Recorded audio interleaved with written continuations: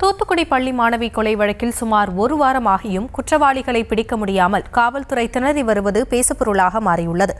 மாநிலத்தையே அதிர வைத்த முக்கிய வழக்கில் இதுவரை எந்த முன்னேற்றமும் இன்றி ஆரம்ப இடத்திலேயே போலீஸ் முடங்கி கிடப்பது காவல்துறை மீது மக்கள் வைத்திருக்கும் நம்பிக்கையை சிதைத்து சின்னாபின்னமாக மாற்றியிருக்கிறது.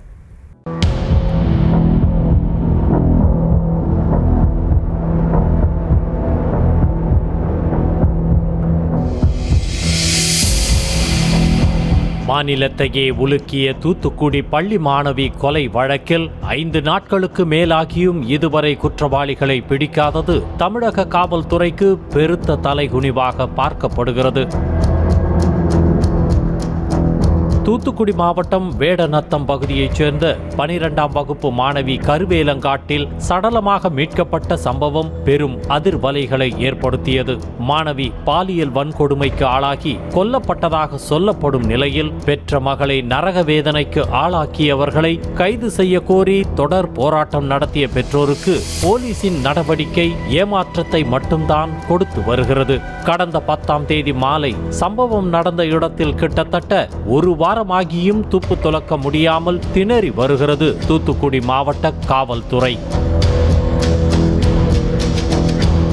குறிப்பாக இந்த வழக்கில் 10 தனிப்படைகள் அமைத்து தேடுதல் வேட்டை நடத்தினாலும் இதுவரை குற்ற சம்பவத்தில் எத்தனை பேருக்கு தொடர்புள்ளது என்பதை கூட கண்டறிய முடியாதது உறவினர்கள் மத்தியில் கோபத்தை ஏற்படுத்தியிருக்கிறது. இரவு முழுக்க தேடியும் கிடைக்காத மாணவி மறுநாள் மாலை வீட்டிலிருந்து 150 மீட்டர் தூரத்தில் சடலமாக கிடந்தது எப்படி என்ற கேள்வி எழுப்பும் உறவினர்கள் தனி ஆளாக மாணவியை கொலை செய்து இழுத்து கொண்டு வந்து சடலத்தை போடுவது என்பது நடக்காத காரியம் என குற்றம் சாட்டுகின்றனர்.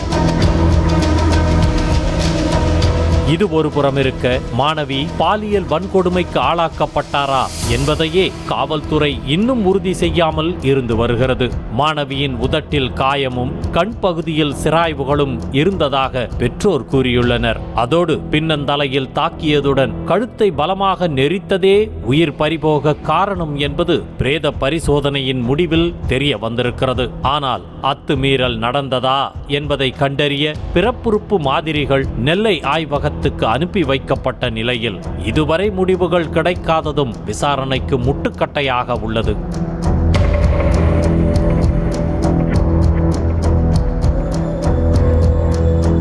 அது மட்டுமின்றி சம்பவம் நடந்த நேரத்தில் சுற்றுவட்டார பகுதியில் பதிவான செல்போன் எண்களை ஆராய்ந்த போதும் காவல்துறைக்கு எந்த துப்பும் கிடைக்கவில்லை.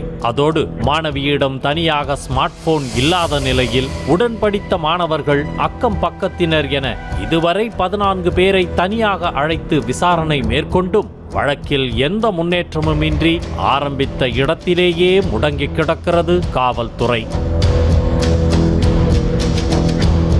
இந்த வழக்கில் ஆரம்பம் முதலே போலீசின் நடவடிக்கை மீது மக்களுக்கு அதிருப்தி மட்டுமே இருந்து வருகிறது. மாணவி மாயமான 2 மணி நேரத்திலேயே பெற்றோர் காவல் நிலையத்தை அணுகிய நிலையில் அப்போது பணியில் இருந்த ஆய்வாளர் பிரவீனா மாணவி குறித்து தரக்குறைவாக பேசியதுடன் வழக்கை விசாரிக்கவும் மறுத்துவிட்டார். ஒருவேளை அப்போதே தேடுதல் வேட்டையில் ஈடுபட்டிருந்தால் குறைந்தபட்சம் மாணவியின் உயிரையாவது காப்பாற்றியிருக்கலாம் என்பதே உறவினர்களின் ஆதங்கமாக இருக்கிறது. மறுநாள் மாலை 5 மணிக்கு மாணவி சடலமாக மீட்கப்பட்ட செய்தி பூதாகரமான பிறகே தூக்கத்திலிருந்து விழித்து விசாரணையை துவங்கியது காவல்துறை. இப்படி வழக்கு பதிவு செய்வது முதல் விசாரித்து குற்றவாளிகளை பிடிப்பது வரை அனைத்திலும் அலட்சியம் காட்டும் காவல்துறைக்கு இந்த வழக்கு நீங்காத கரும்புள்ளியாக மாறியுள்ளது.